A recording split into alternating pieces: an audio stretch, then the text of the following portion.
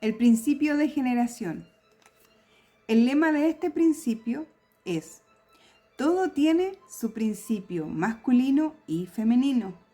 Como todos los otros anteriores, este principio está siempre en acción. Nada puede existir sin el principio de generación, o sea, sin su padre y sin su madre. Todo, absolutamente todo, tiene padre y madre, o su base femenina y su base masculina. No es como comúnmente se cree, que la base sea el sexo.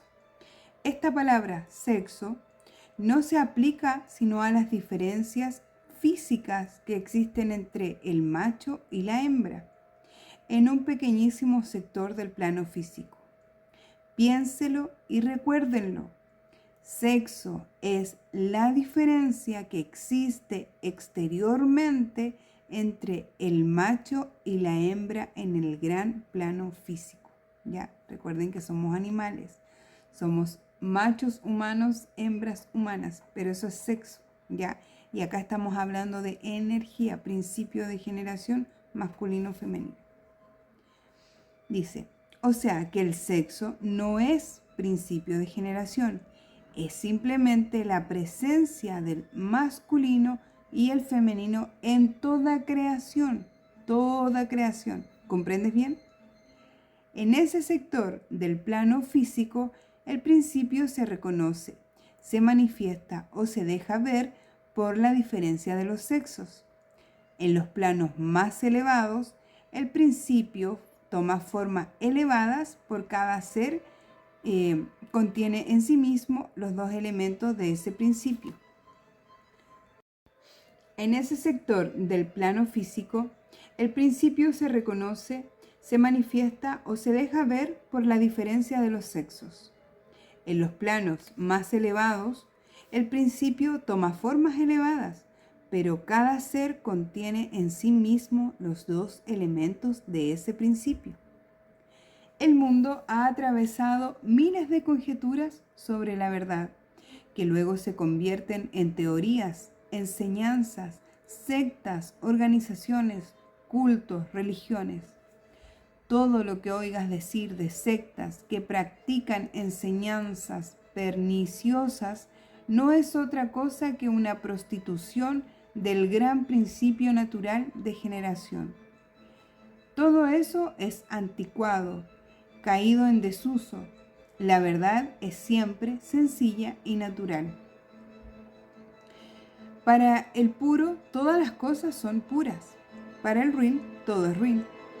La palabra género significa crear, concebir, producir, en tanto que la palabra sexo se limita a la vida orgánica. La ciencia no ha aceptado todavía este principio como una cosa universal, ni lo podrá concebir siquiera porque la ciencia está estudiada en el campo opuesto. El que está montando sobre un caballo no le ve las patas que lo hacen marchar. Hasta que no se baje y se sitúe objetivamente, no podrá ver marchar a esas patas. Así la ciencia, como la religión, no saben que la una es representativa del padre y que la otra es representativa de la madre. La ciencia es la prueba de que existe el Padre, o sea, la inteligencia. La religión es la prueba de que existe la Madre, o sea, el amor. Dios es amor e inteligencia, madre y padre. Negativo y positivo. Estos son los dos aspectos del Creador. Muy potente esta parte. Y yo sé que este principio de generación se entiende desde una base, pero te voy a hacer entender algo que va más profundamente. Como se dice acá, todo ser vivo, todo lo que ves ya tiene un principio femenino y negativo, principio de generación. Tanto nuestro Padre, Madre, Creador, que si alguien me ha escuchado invocando, yo digo Padre, Madre, Creador, o sea, Dios es masculino, femenino. Creador, principio creador, que es el principio de este principio de generación. ¿Cómo tú lo vas a ver y lo vas a poder entender en tu cuerpo? Digamos que la inteligencia, tu principio masculino vendría a ser la mente, ¿ya? Tu principio más femenino del ser sería las emociones, ¿ya? Te lo hago entender así porque si lo entiendes de esta forma te va a ayudar también mucho para poder irlo aplicando, ¿ya? Más adelante vamos a ir viendo cómo irlo aplicando, pero para que lo veas desde esa parte, ¿ya? El principio femenino es amor, ¿cierto? La parte emocional, ¿ya? El principio masculino, inteligencia. La parte de creación. Dice, es absurdo y ridículo que la ciencia y la religión continúen en plan de enemigos. El padre contra la madre y viceversa. La ciencia se burla de la religión y ésta censura, critica y vitupera a la ciencia. En esta era de oro, era de Saint Germain, se están descubriendo la una a la otra. Sin darse cuenta exacta aún, la metafísica reúne y explica esta verdad. Nuestro gran maestro Emmett Fox llamó a esta enseñanza la oración científica.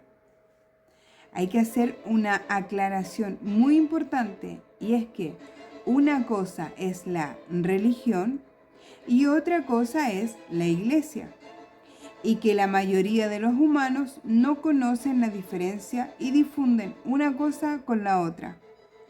Algunas veces nombrando a la religión y otras veces nombrando a la iglesia, como si los dos términos fueran uno. La religión es el conjunto de verdades basadas en el amor universal, en la caridad, en los sentimientos filiales y fraternales, en la práctica que encierra el amaos los unos a los otros y en el de amar a Dios por sobre todas las cosas y amar al prójimo como a ti mismo. La palabra religión significa algo que está doblemente ligado, o sea, está religado, unido por cohesión, y eso es absolutamente todo. Tampoco necesitas algo más, ya que esa cohesión la logra el amor.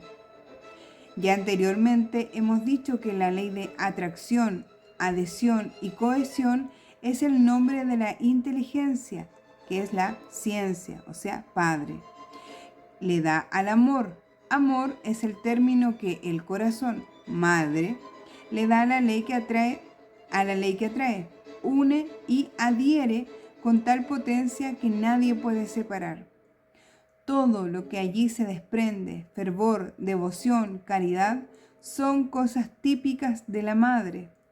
El papel que desempeña la madre en una familia, religando y entrelazando a todos sus hijos por medio de su amor, sus cuidados, sus enseñanzas, su devoción, la atracción que ejerce sobre toda la familia, esa vibración que aún después de muerta sigue ejerciendo su influencia invisible, recordándole a todos que son hermanos, ligados por un mismo padre y religados por una misma madre. Eso es la religión.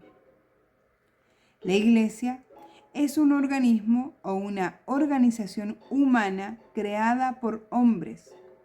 El término viene de la eclesia, palabra latina que significa reunión, o sea, conjunto de cosas dispersas. Lleva el objeto de reunirse para orar, practicar, obras piadosas, enseñar, etc.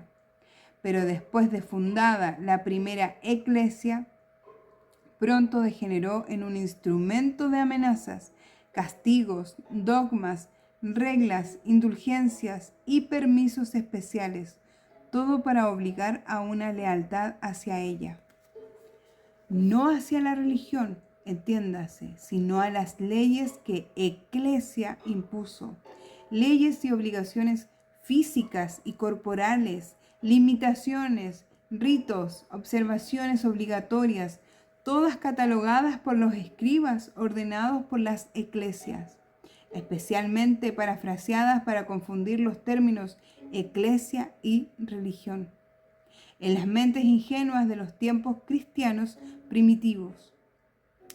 ¿Comprendes ahora la diferencia entre la iglesia y la religión? Son muy pocos los que aman un conjunto de reglas duras, inflexibles, que se basan en el temor y la amenaza. Aún los que aparentan ser más adictos a la iglesia están solo aparentándolo de labios para afuera, sintiéndose amenazados, pero en sus vidas privadísimas, sobre todo en sus ideas y sentimientos, actúan en forma totalmente opuesta. La ciencia, en cambio, actúa con toda la libertad que le conviene. Ella es masculina, y a pesar de que la llaman ella, está basada en el intelecto terrenal, y como no siente, porque el sentimiento es una cosa y la inteligencia es otra, como ya lo hicimos ver, nadie la cohíbe, ni la obliga, ni le pone trabas, ni leyes, ni reglas, ni castigo. Lo único que se le ha impuesto es que no mate al ser humano, y ella trata de salvarlo a toda costa, aunque así se le permite matar a los animales, cosa tan reprensible, ya que estos pertenecen a la evolución llamada elementales, que son nuestros hermanos, con los mismos derechos a vivir que nosotros. Esto ya lo viste en el primer libro, Metafísica, Alcance de Todos. La ciencia, desprovista de sentimiento, ha tasajeado cuerpos en busca de eso que ella oye nombrar, el alma. Y no encontrándola en la materia de carne y hueso, niega su existencia y va de bruces negando la existencia de Dios. El alma, en términos generales, es el conjunto de cuerpos o vehículos inferiores, sutiles, en los cuales radican los sentidos, los sentimientos, las emociones, y demás está decir que si se trabaja en el cuerpo muerto del cual se ha separado el alma, no es posible encontrar huellas de ese sentimiento ni esos sentidos llamados el alma. Lo que imparte goce o sufrimiento al cuerpo es el alma. Cuando el cuerpo está vivo, el cirujano lo duerme para que no sufra, pero él ignora que lo que sufre es el alma.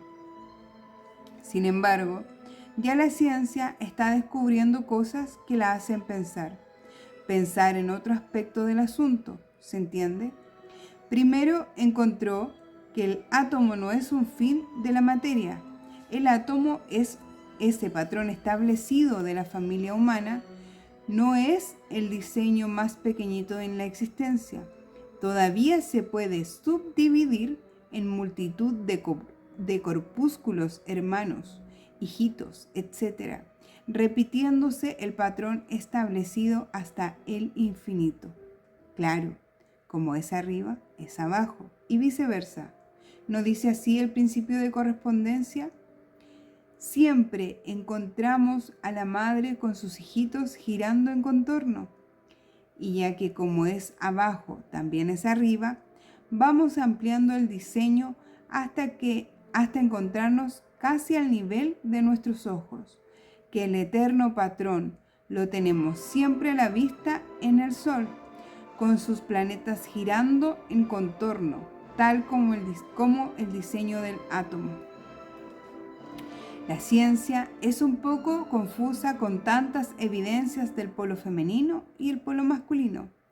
Primero tanteó poniéndole nombres distintos a estas manifestaciones. Primeramente llamó polo negativo al femenino y polo positivo al masculino. Pero andando el tiempo se encontró que no hay nada más opuesto al negativo debilucho que ese femenino que genera precisamente formas y energías nuevas. Luego emplearon el término cátodo en lugar de negativo, pero resulta que ahora el cátodo es el generador de un torbellino de corpúsculos, electrones y fenómenos que han desbaratado todas las teorías aceptadas. El tal cátodo, pues, es el principio madre de los fenómenos eléctricos y de las tan sutiles formas de materia que la ciencia se la pasa encontrando. Más y más se está llamando al cátodo polo femenino, lo cual es mucho más simpático que la otra alternativa, de que los corpúsculos creadores están cargados de energía negativa. Advertencia: no hay nada nuevo bajo el sol. Nada de lo que aquí lees es nuevo. Todo ha sido dicho ya por Enoc, por Hermes y principalmente en la Biblia y en la literatura teosófica dictada por los ascendidos maestros de la sabiduría a Madame Elena Blavatsky, mujer tan perseguida y mal juzgada en tiempos menos lúcidos, nada de lo cual puede negar sus maravillosos dones mediunímicos. Lo que sí es nuevo es el estilo y la forma de presentar esta enseñanza, por moderna y simplificada. Está bien potente este capítulo, este principio de generación, cómo se explica. ¿Por qué? Porque acá finalmente lo que explica la maestra es cómo nuestros cuerpos emocionales, ya como nuestras energías sutiles emocionales, son las encargadas o llamadas energía el femenino, como este masculino es la energía mental, ya, y cómo la ciencia y la religión son una, porque uno es masculino, el otro es femenino. O sea, todo en este universo tiene un masculino y femenino. Tenemos un masculino, sol, tenemos un femenino, luna. ¿Sí me explico? Todo en el universo, y así también tú interiormente. Ahora, ¿cómo vas a ir aplicando este principio? Ahí ya es tu labor, ¿ya? Lo que sí tienes que entender, te lo voy a hacer muy práctico, ya que yo trabajo con energías. La energía femenina en tu ser es la de ser, ¿ya? Tú tienes, yo, Caro, tengo energía masculina y femenina. Mi energía femenina es la energía, la del ser, la de emoción, la de estar. Yo estoy acá, soy esto, soy amorosa, soy cariñosa, ¿sí me explico? Y la energía masculina de Caro es la mente, es la del hacer. Yo hago esto, pero ser y hacer es uno mismo. O sea, ambos están dentro de mí, y este principio de generación, recordemos que es el creador. Entonces, si mi energía femenina es la de ser, es la que siente, ¿cierto? La que vibra. Mi energía masculina es la mente. Entonces, si mi energía masculina pensó, por ejemplo, yo soy millonaria. Mi energía femenina sintió, yo soy millonaria. Por ende, este masculino y este femenino van a traer un tercero, que es el dinero, o sea, los millones, porque eso es lo que yo estoy manifestando, creando a través de mi principio de generación masculino y femenino, ¿ya? ¿Cómo lo puedes ver, por ejemplo, cuando estás en desequilibrio? La energía femenina desequilibrada es una energía que va a tener control, ya, a querer controlar cosas. Y eso no es, porque la energía femenina fluye. Y la energía descontrolada masculina es la que tiene muchas ideas, pero no hace, no toma acción. ¿Sí me explico? Entonces, por un lado soy, por el otro lado hago. ¿Ya? Me haces saber en los comentarios si entendiste este principio, esta lección, ¿ya? Porque sí es muy importante que todos estos principios que hemos pasado en este taller de lectura lo vayas aplicando. Si tú llegaste hasta acá a seguir todo este proceso, es porque lo estás haciendo bien, es porque vas a ir cambiando tu vida, y es porque estás abierta ya a recibir esta información, como lo he mencionado antes. No estamos acá por nada, como lo dice la maestra en el capítulo anterior. No hay una ley de casualidad. Todos estamos acá por algo. Y si estás aprendiendo esto, hazme saber qué es lo que entiendes. Si tienes dudas, pregúntame, porque finalmente estamos destinados a aprender estos principios y aplicarlos. Por algo será que lo estás aprendiendo, ¿ya? Y por algo yo también te dejo esta puerta abierta para que me puedas hacer saber qué es lo que has entendido, y si es que te quedan dudas, para ir resolviéndolas con todo el cariño de la vida.